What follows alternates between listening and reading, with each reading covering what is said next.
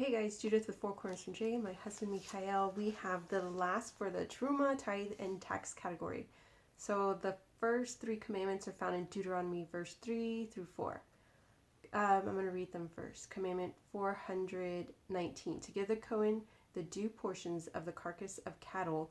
According to the Talmud, this is not mandatory in the present outside of Israel, but is permissible, and still some observant people still do it. So the Chabad has that commandment listed as 274, to give the shoulder, 2 cheeks, and stomach of the slaughtered animal to a Kohen. Commandment 420, to give the first of the fleece to the Kohen. According to the Talmud, this is not mandatory in the present outside of Israel, but it is permissible, and some observant people do so. The Chabad has it listed as commandment 275, to give the first shearing of the sheep to a Kohen. And then commandment 421, to set apart the Truma Gadol.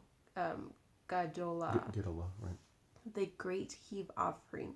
That is a small portion of the grain, wine, and oil for the Kohen. Command that for the Chabad page is commandment 252, to set aside the Truma Gadolah, the tithe for the Kohen. Okay, so Devarim 18 and verse 3 and 4, right? 3 and 4. Okay, this shall be the due of the Kohanim from the people, from those who perform a slaughter, whether it be an ox of the flock. He shall give the Kohen the foreleg, the jaw, and the mouth. That's a new word. Verse 4. The first of your grain, the wine and the oil, and the first of the shearing of the flock, you shall give it to him. Commandment 422, not to expend the proceeds of the second tithe on anything but food and drink. Anything outside of things necessary for sustenance comes within the class in the phrase given for the dead. Deuteronomy 26:14. The Chabad has it listed as commandment 262, not to spend its redemption money on anything but food, drink, or ointment.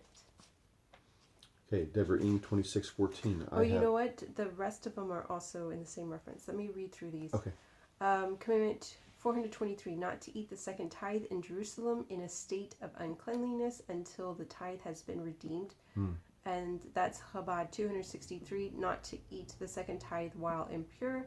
Commandment 424, not to eat the second tithe while mourning. That's Chabad 264. I feel like I just said that. 264, a mourner on the first day after death must not eat the second tithe.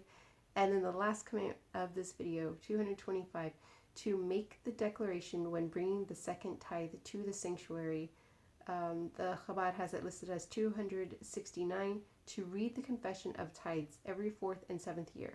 So that's Deuteronomy 26, verse 13 and 14. Okay, Devarim 26, verse 13. Then you shall say, I'm going to start at 12 very quickly. When you will finish tithing every tithe you produce in the 3rd year, the year of the tithe, you shall give it to the Levite, to the proselyte, to the orphan, and to the widow, and they shall eat in your cities and be satisfied. Verse 13. Then you shall say before Hashem your Elohim, I have removed the holy things from the house, and I have also given it to the Levite, to the proselyte, to the orphan, and to the widow, according to all the commandment that you commanded me. I have not transgressed in any of your commandments, and I have not forgotten. Verse 14.